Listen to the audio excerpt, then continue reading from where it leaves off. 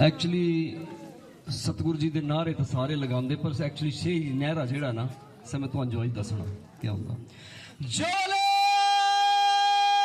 सोनर सतगुरु महाराज क्यों नहीं आता तो उतना बोल लेता सब तो पटल लेवर में ही बैठ गए बाबे की तैयारी करनी बुलाने की नहीं करनी कुछ नहीं जो मैंने बोला वो एक्चुअली नारा जो वो बजाज जी का नारा ये एक बार फिर बोलो तुम बढ़िया जोले सोनर सतगुरु रविदास शक्ति अमर रहे, रविदास शक्ति अमर रहे। एक्चुअली सतगुरु दे नहरे ए ये हैं अंधे आ नाम थे जे कोई बोला है जय गुरुदेव तो अगे ते उत्तर हुंदा धन ये है इसका मतलब और नहीं है कुछ भी कोई कुछ नारा लाई याद है कोई कुछ ले याद है मुझे भी दुख होंगे कि जेकर ही पता नहीं कि साड़ी सभा का नाम क्या है। हमारी संस्था का नाम है हिमाचल प्रदेश श्री गुरु रविदास महासभा और ये संस्था 6 जिलों में ब्लॉक से लेके जिले से लेके और स्टेट तक आपको गर्व होना चाहिए काम कर रही है। ये छोटी मोटी संस्था नहीं है, बहुत बड़ी संस्था है। आदरणीय आज के हमारे मुख्य अतिथि मुंगरा जी, हमारे बीच में उपस्थित खोली के प्रधान भाई केवल चौधरी जी, हमारे खंड इकाई के कांगड़ा के प्रधान कमल सरोज जी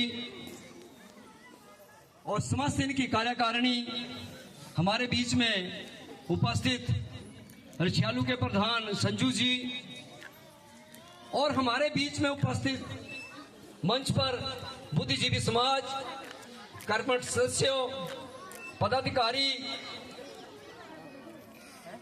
और पंडाल में उपस्थित प्यारे बच्चों मातृशक्ति और बीच में उपस्थित अगर मैं ना नहीं लूं तो शायद खाना मुश्किल हो जाएगा मेरे को मेरी धर्म पत्नी जी बहुत जरूरी है क्योंकि इनका अगर मेरे साथ अगर कंधे से कंधा मिलाकर ना चले तो शायद मैं यहां भी खड़ा नहीं हो सकता। कार तो सारे गिला दे बड़ा भारी काम नीशू मुंगरा ही मिली है पर नीशू मुंगरा जी गाली बड़ी भारी पाउंदी है मैं सच्ची गिला मैं रात 11 बजे मोबाइल दिखता उठी गया यार कोई मैसेज तो नहीं आया सी कोई उसकी कोई प्रॉब्लम तो नहीं आई है ये तो ये गिलाते सौंदे नहीं तुहां ऐसी परिस्थिति है। तो साथियों आज सभी को सतगुरु रविदास जी के 648वें जन्म दिवस की बहुत बहुत बधाई।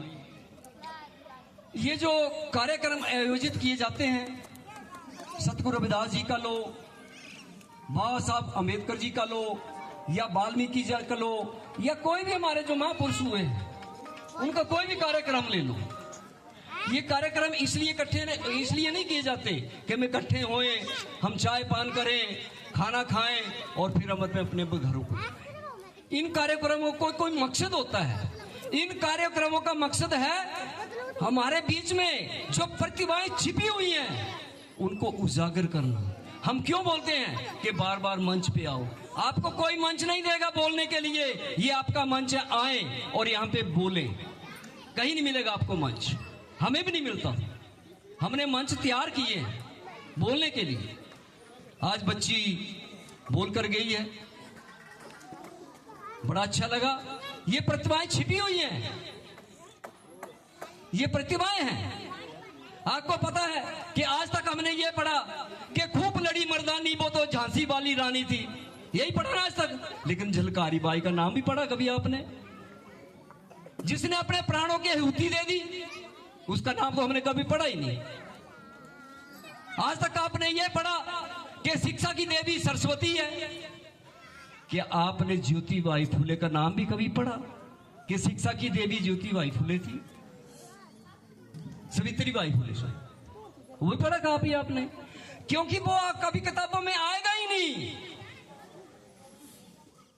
वो नहीं आएगा क्योंकि बहुजन समाज से वो थी, वो बहुजन समाज से थी, इसलिए नाम नहीं आता किताबों में। आज तक हमने ये पढ़ा। ये मंच इसलिए अपने तैयार किए जाते हैं कि आप आए, आपके अंदर जो प्रतिभाएं छिपी हुई हैं उसको उजागर करें, बच्चे आगे आए, नौजवान बच्चे आगे आए, यंग ब्लड आगे आए और इस मंच को संचालन करें, इसको पकड़े। हमने कोई जिंदगी का ठेका थोड़ा ले लिया कि हम इसी को लगे रहेंगे, कल ले हवा निकली ये बात खत्म हुई है काम, पता थोड़ा है। हम चाहते हैं कि आप जैसे नौजवान आगे आए। आज हमारे बीच में एग्जीक्यूटिव मजिस्ट्रेट बैठे हुए हैं, ये तहसीलदार बोल रहे हैं, मैं एग्जीक्यूटिव मजिस्ट्रेट बोलता हूं। इनकी पावर का पता उस टाइम लगता है जब ये कुर्सी के ऊपर बैठे होते हैं। जब जो कोई सर्टिफिकेट कोई बनवाना हो ना, करें कोई एफिडेविट टेस्ट कराना तो बोलते जी एग्जीक्यूटिव मजिस्ट्रेट से लो, तो इससे है ना बैठे, ये है पावर। तो ये प्रतिभाएं हैं। आप कभी भी जब भी मंच लगे आप आगे आए।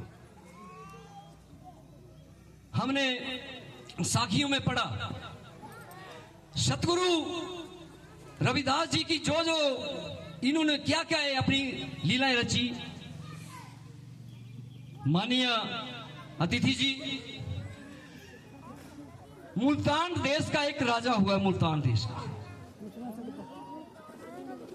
उसके मन में एक ख्याल आया कि मैं एक बहुत बड़ा यज्ञ करूं, बहुत बड़ा यज्ञ। और उस यज्ञ में जो भी ऋषि मुनि जितने भी देश के, उस देश का जितना उसका दायरा था, उनको सबको बुलाऊं। और उसको बुलाया, लेकिन एक जो शख्सियत थी उसको बुलाने के लिए वो भूल गए। वो थे गुरु गोरखनाथ जी। उस समय गुरु गोरखनाथ जी एक बहुत बड़े गुरु हुए।